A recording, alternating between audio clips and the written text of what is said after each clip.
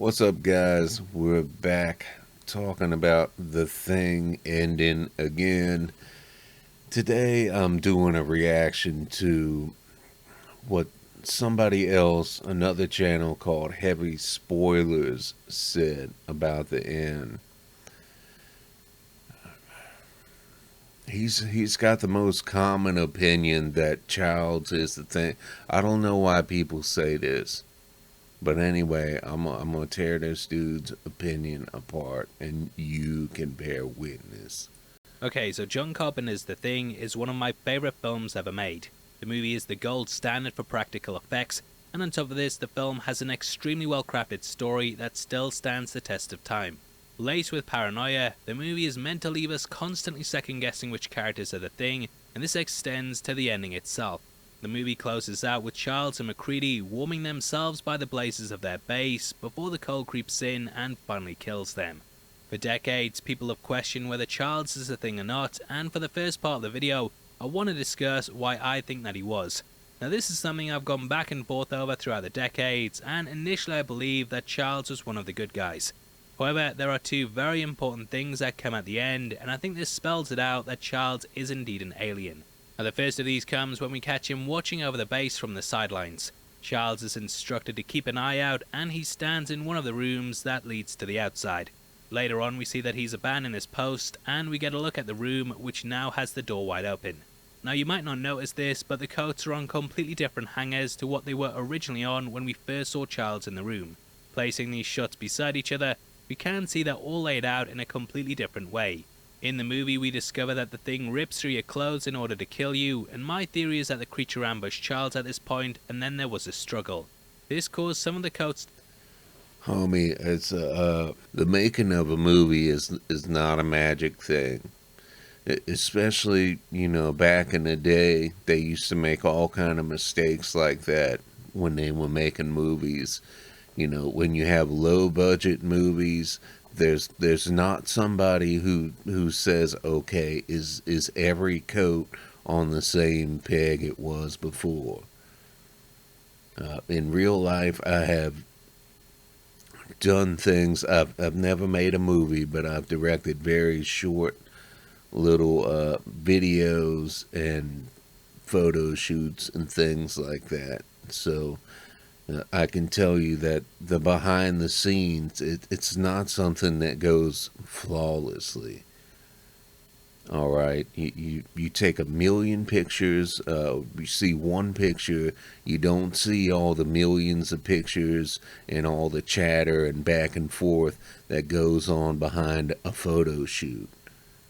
All right, you just see one picture. You don't know that there was 3 hours of work in the photo shoot making that happen with all this back and forth, different areas, different rooms, maybe different backdrops.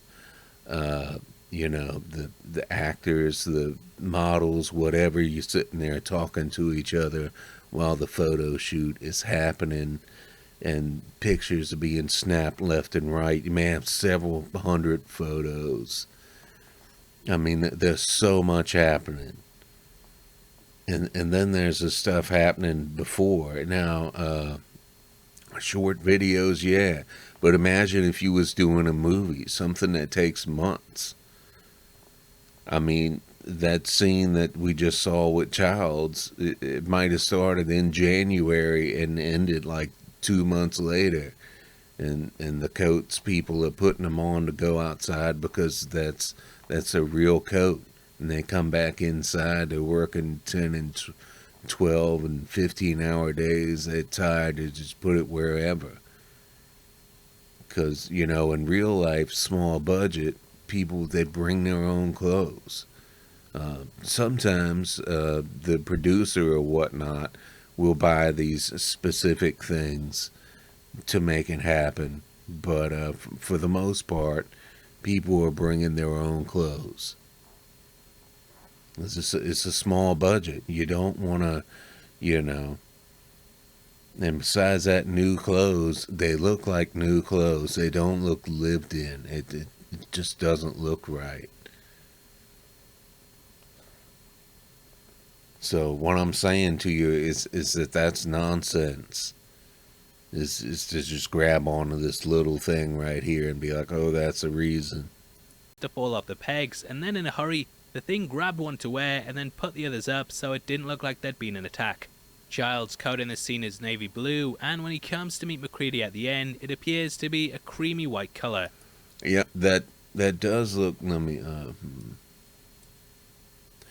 It does look like a different coat.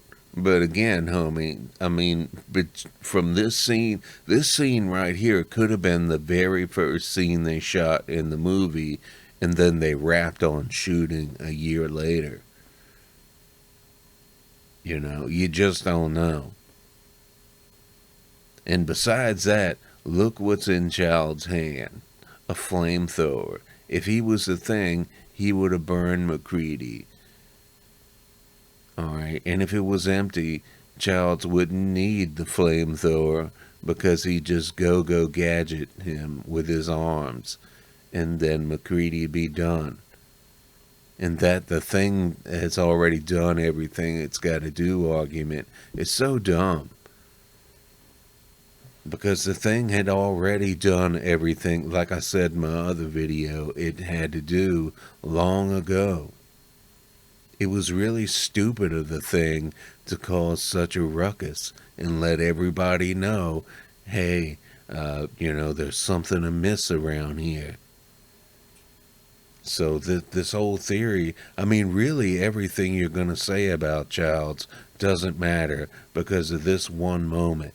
He had McCready dead to rights, and he could have fried his face off, but he didn't. It appears to be a creamy white colour. Now this may be due to the snow, and there has been several people that have argued the code is blue, we just can't see it. Either way, I think the peg position is a lot more telling, and these codes have been rearranged to spell it out to us what's going on. Now though this may be a continuity error, it's important to bear in mind that the thing's production schedule was delayed heavily. This was due to weather conditions, and it gave Carpenter months on end to plan out minute details, and this is why the script is so tight. We see Childs go out into the snow, and the lights cut out just a couple of seconds. You see, even he was saying right there that there could be months, between scenes or even during a scene. I mean, they could shoot a scene and be like, all right, that's good, and then review it a month later and be like, yeah, I really don't like how that went. I want to go back and shoot that scene again. And then, it ends up 2 months after they're going back and shooting the scene, and they just throw it back together, the best they can, not trying to be perfectionist. I mean, most people at their job, they're not trying to get every last detail right. It's just a job. I know we like to think that, Carpenter and Kurt Russell and whoever else loves horror as much as we do, but that's just fantasy, homie. That's just fantasy. Are most of the movies Kurt Russell played horror? No. Alright then, he must not love horror. He's no Bruce Campbell. Bruce Campbell loves horror. It's plain to see. Later, hinting at him sabotaging it and then heading out into the snow.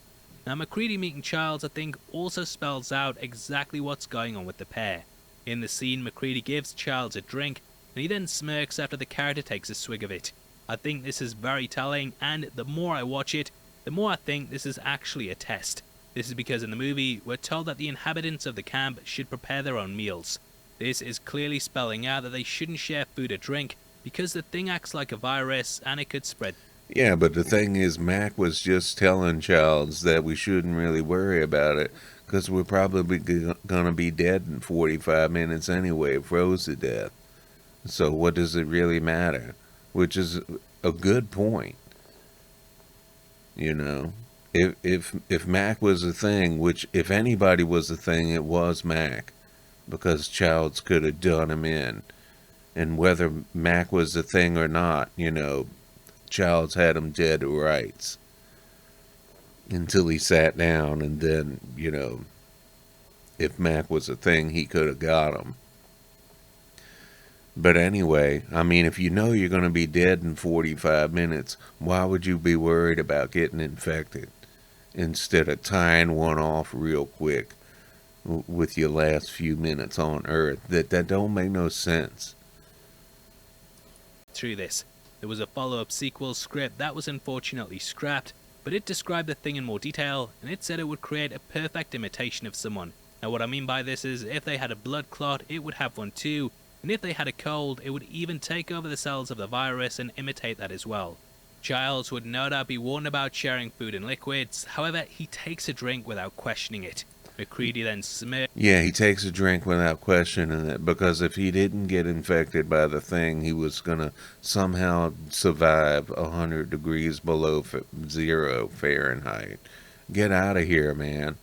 I mean, do you think about your assertions before you put them out on the internet? As if he's got him, because he knows the thing wouldn't care about this. If Giles is already a thing, then he wouldn't mind sharing drinks because he's already been infected. Drinks are also a way it could pass on its cells and take over someone else, so it would willingly drink this because it would give it an in to take over McCready. Just as he takes a drink, the theme tune... Why would it care about taking over McCready when it could have, McCready was sitting down, so he could have burned him. And if the flamethrower was out, then he could have got him with his go-go gadget arms. I mean, this doesn't make any sense. So he's got McCready dead to rights, and he's going to pass that up because maybe McCready's going to pass him a bottle that he can, put a few of his organs. The thing don't operate like that. The thing likes to get in a cuddle puddle with you as quick as it can. We went over that in my video. This doesn't make any sense.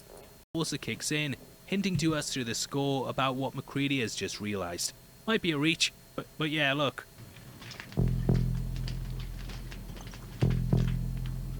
Yeah, with the music going right there, I can tell that Carpenter tried to make it like, ooh, something's that. But you're stretching things beyond the breaking point right there. No, you really are. The theme tune itself plays perfectly upon the sense of isolation, as we have a single note playing over and over again rather than a full orchestral theme. Even the note in the score is alone, and it's something that really elevates the soundtrack.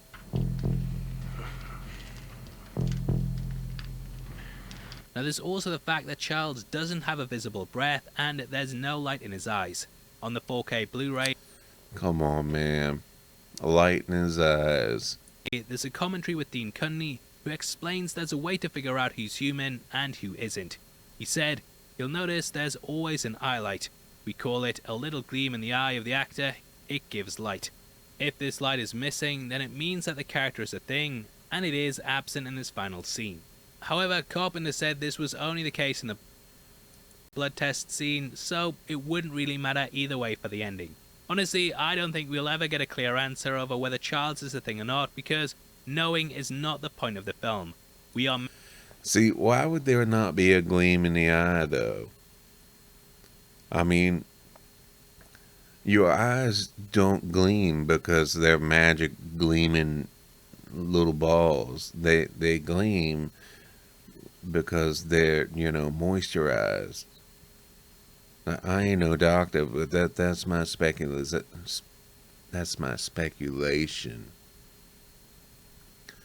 So you telling me the thing is a perfect replica, but it can't moisturize its eyeballs like you do? What is the theory behind no gleam in the eyeball? And anyway, it's a stupid detail, yo. It really is. Meant to be constantly second guessing this, and it's a reason why the movie is still talked about 40 years later. It's laced with a constant feeling of not knowing what's really going on, and this is seen from the opening all the way to the end. Confusion and paranoia is what makes the movie so great, and it's in almost every aspect of the film. We're not meant to know why the Norwegians are chasing the dog, and the fact they don't speak English is put in to throw us off over what's really going on. However, if you do speak Norwegian, And spoiler alert, because this guy gives away the whole film. The character says, "Get the hell away from that thing. That's not a dog, it's some sort of thing." Talking about giving away the whole film. I mean, back then it was real popular for trailers to give away the whole film anyway. And they still do that today. Not as often, but still. I haven't watched a movie trailer in like 7 years because trailers ruin movies. You can't watch them. So I don't know why you would talk about this dude spoiling the movie. It's imitating a dog. It isn't real. Get away, you idiots. Now, the fact that the thing disguises itself as a dog is also a genius move for the story. Dogs are, of course, man's best friend, and this unassuming husky is instantly brought into the group because it's seen as a victim. It's also allowed to lick people without question and pass on its germs. Yeah, maybe a dog's allowed to lick you, homie. I don't go kissing animals. That's disgusting. You know, I don't believe in animals on furniture or nothing like. It's an animal. Potentially transmitting the thing into others. Because it's an animal, it's also given unrestricted access to the entire compound. Yeah, where it can poop and pee everywhere. That's a great idea. So the alien can just walk around until it's eventually put in the kennel. A really cool moment happens when we see Doc stitching up Bennings, and in the background we can catch Clark and the dog. He's bandaging up the dog, but this ends up not being on it later because the thing has an accelerator. Because it's a low budget movie and it was made 10,000 years ago, and the people, you know. But yeah, for real, the thing would probably have a fast healing, and they should have noticed it.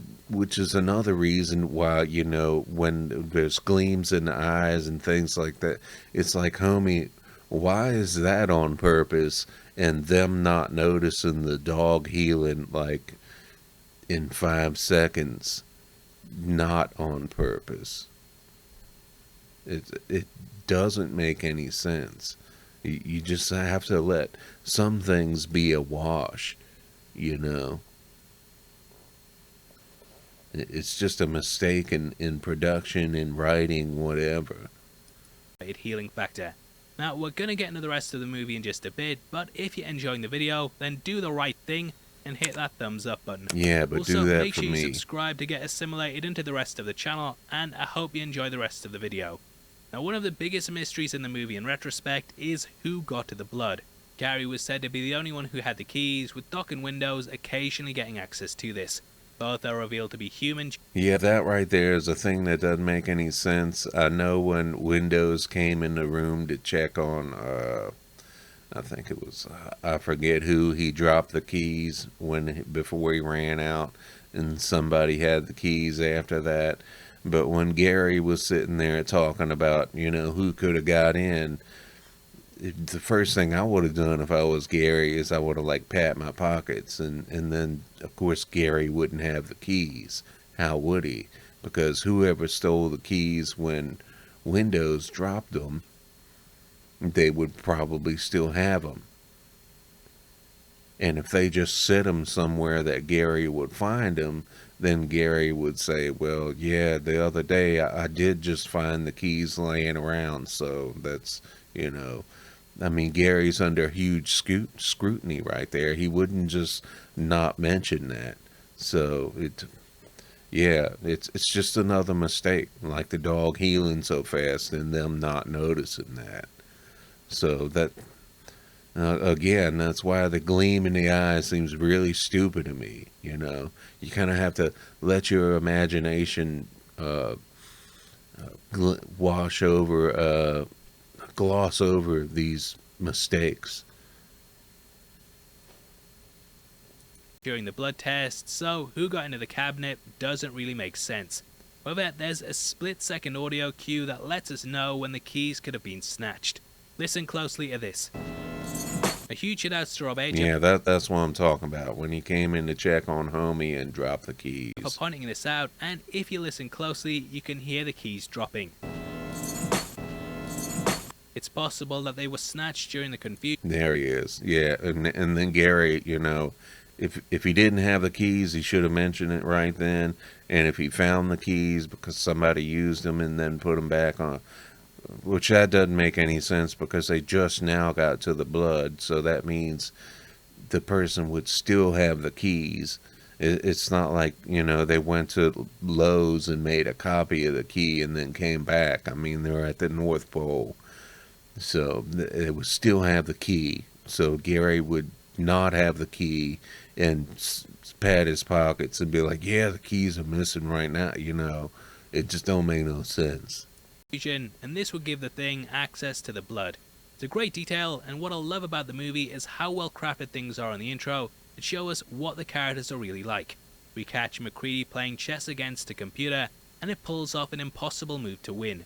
MacReady then tips his drink into the machine to break it, and this is very much foreshadowing the entire plot of the film. The computer very much represents the alien, which cheats and manipulates the game so that it can win. On the other side of this, MacReady is willing to burn it all down just to come out on top. The computer is now f***ed, and had the alien not come in then, I don't know what you would have done for the next couple of months, because you wouldn't be playing any more chess. Now Gary also breaks through a window in order to shoot the Norwegian. This is quite cowardly, and it shows that though he's the leader, he will hang back and try and keep out of trouble. He does this. Why is that cowardly, homie? What's he supposed to come out and puff his chest out and, have an Old West draw and give him the Norwegian a fair chance to shoot him back? Yeah, you can do that. Later on, when he hands over the leadership position, we also have Bennings, who rushes in and gets shot, and though he's not actually the first person to become a Thing, he is the first one we learn about. The Norwegian also has weird goggles on with tiny eye sockets, making him seem impossible to connect with because we can't see his eyes. This heightens the sense of paranoia because he's so... Yeah, that's probably because there's snow everywhere, and there's a thing called snowblind. Like the sun hits the white stuff and bounces in your eyes. And it's, I don't know if you've ever been outside in the snow, but it ain't pleasant. Someone we know nothing about, who's brandishing a gun and screaming in a foreign language. Now who gets turned first, we don't know, but we do see a silhouette on the wall with curly hair. This could either be Norris or Palmer, and to be completely honest with you, when... No, it definitely won't Norris, because Norris changed slow, like he got his food poisoned, which doesn't make any sense because that's not the Thing's MO. So, it's like, yeah, whoever wrote this script just wasn't thinking. I mean, if the Thing was the type to poison food, it could have got everybody real fast, real early. There wouldn't even have been a movie for real. Not meant to know who it is. Carpenter actually cast a completely different person for this shadow, who just so happened to have very curly hair. Because of this, we don't know which character it is, and it heightens the paranoia. I love the way the intro plays out, slowly introducing us to the characters, and Carpenter even has a bit of fun with the music cues. As we see the dog making its way through the base, over the top of this we can hear Superstition by Stevie Wonder.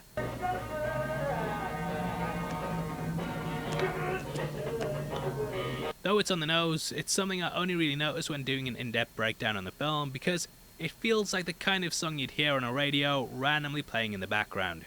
Now some of the group fracture off, and there's a team that travel to the Norwegian base, which is when the dog Thing makes its first move. It purposely waits until people are divided, which is a tactic that we see throughout the film. Now upon reaching the base, they find a cube-like structure that has been broken out of from the inside. Subliminally, this is meant to be a similar shape to a coffin, and the idea that something has burst out of it is supposed to leave us with a feeling of dread. Ideas that it's a monster, a vampire, or something unknown are hinted to us here. When crafting the film, Carpenter also made a rule that the Thing doesn't really have a form. It never appears the same way twice either, and therefore we never really get a true grasp of what it really is. However, amongst its body, we also see something familiar, something we recognize, but this is twisted and malformed into something horrific. After collecting the carcass from the base, the Thing then makes its first attack through using the dog. One of the reasons I think that Norris was probably assimilated first is that we see Palmer with Childs, and later on he's cleared as being the creature. If it was the Thing, to me it would have attacked at this point, and therefore I think we can rule out Palmer. Now if we look at the collar on the silhouette too, it's also similar to the jumper and undershirt that we see Norris wearing throughout. Either way, the dog attack is horrifying, and it shows how useless the guns are against the beast. Instead, they have to burn it with fire because the majority of our weapons just don't work. This is carried out by Charles. Yeah, the way they like jump to fire so fast is a little much. Because, I mean, I can kind of stretch it to see why they would have a flamethrower in an Arctic base. I mean, maybe you need to melt some snow away real fast, I guess. But, why they would think to go and grab it so fast, it wouldn't just be sitting outside the door.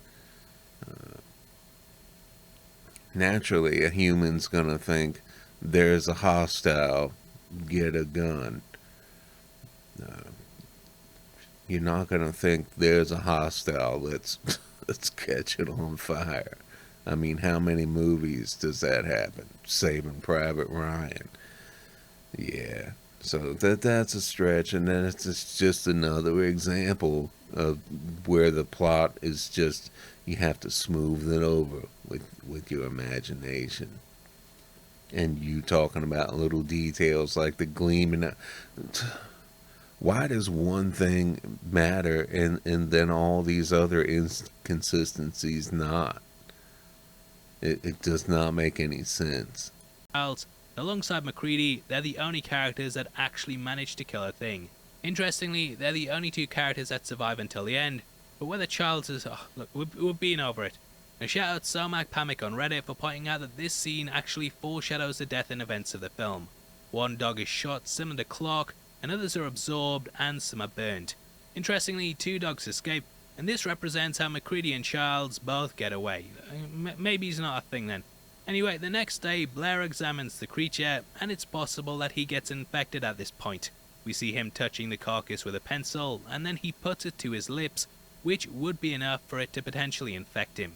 Blair then goes crazy and smashes up the radio room, along with all the transports out of the base. I have seen lots of theories saying that this is potentially applied by the Thing to have Blair removed so it can work on the ship we find at the end. However, I think he's probably a...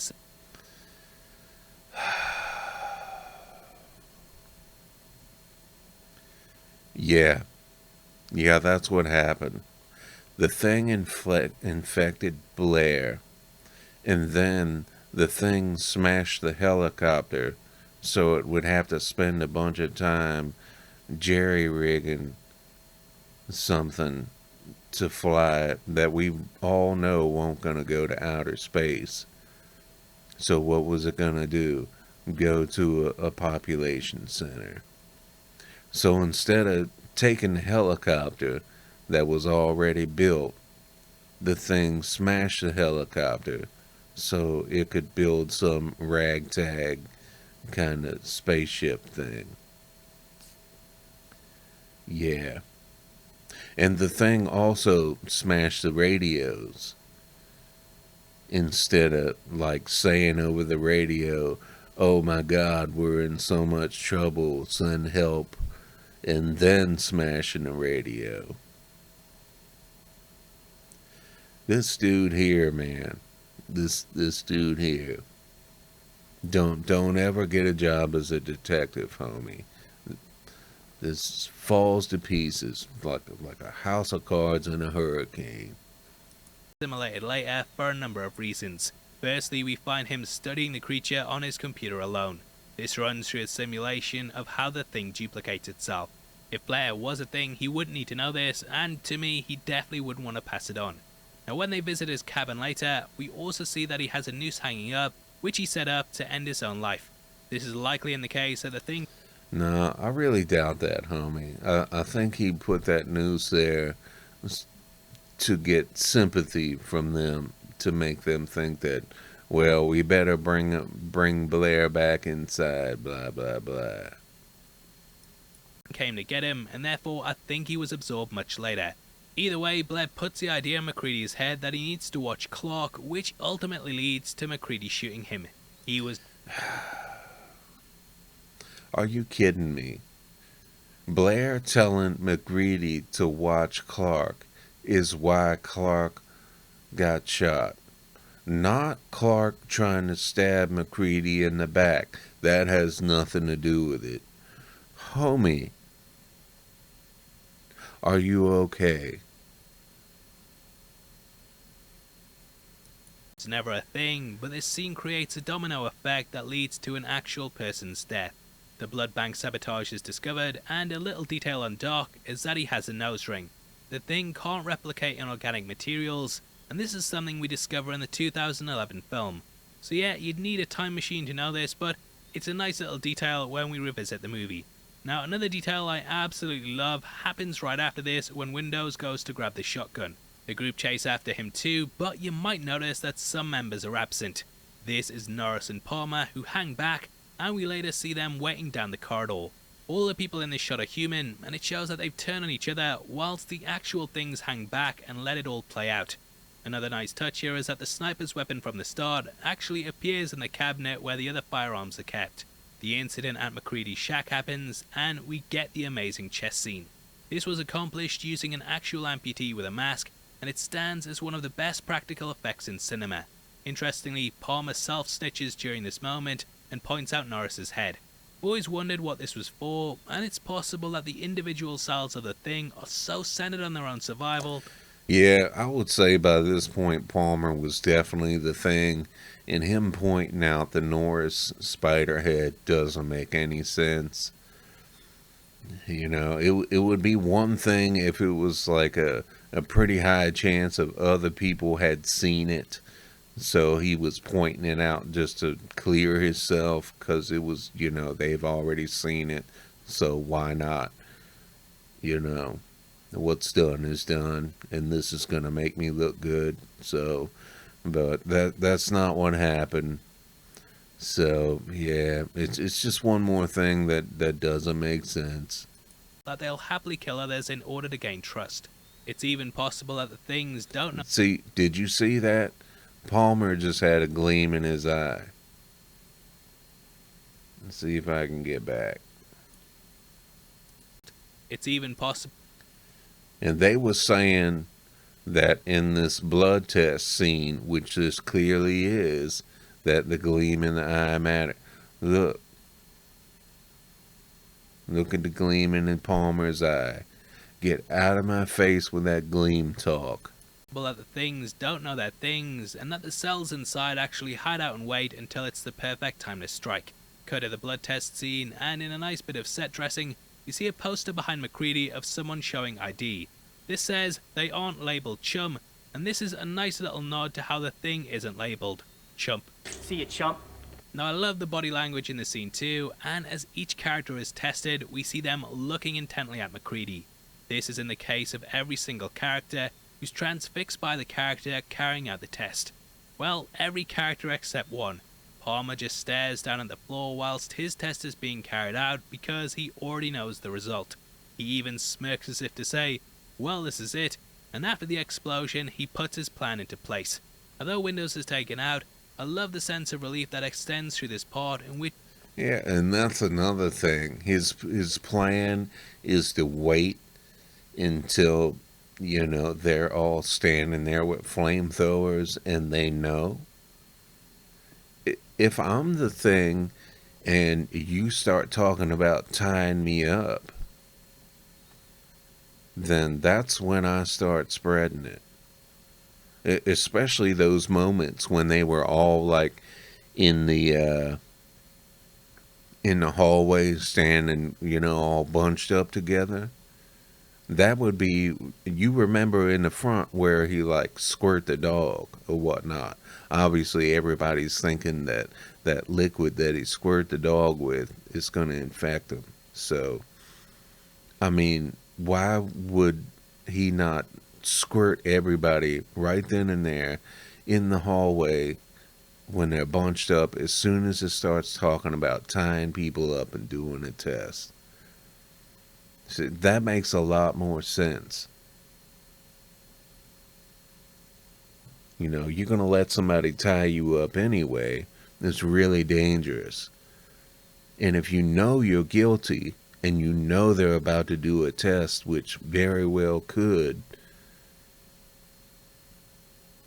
prove that you're guilty, and you're about to let them tie you up and get the most advantage they could possibly see. That is why.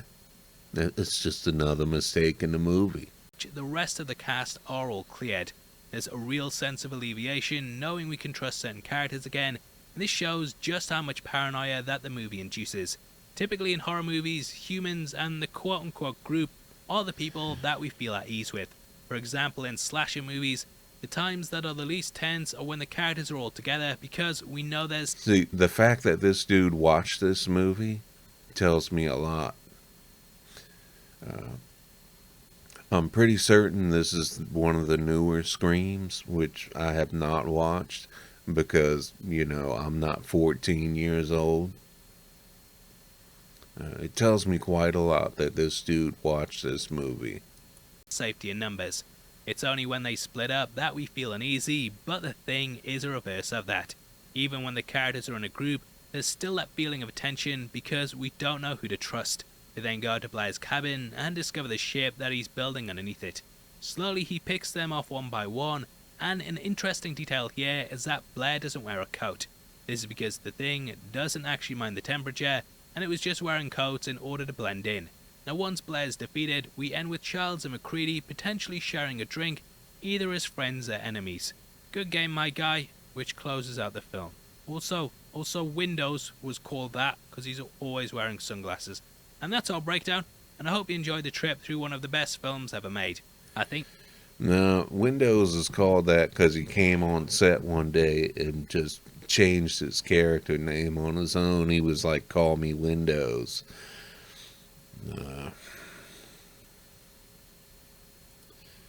The only explanation I have for that, and I don't have any proof because I don't feel like looking it up, is that Bill Gates paid him off to talk about Windows because he knew the movie was coming out. Who knows if that's when Windows came out. Otherwise, it doesn't make any sense to me. Maybe it was, I don't know, he was dating this woman with a last name Windows. Who knows? Who cares? The thing will probably still be discussed in another 40 years, and who knows what will be found the more that people watch through it. Obviously, if we missed anything, then make sure you comment below, as I'd love to hear your thoughts on the film. If you want something else to watch, we have a breakdown of all the I don't think you're going to love to hear my Hales and Jordan thoughts, Peele. homie. Because, yeah, you ain't no detective, I'll tell you that.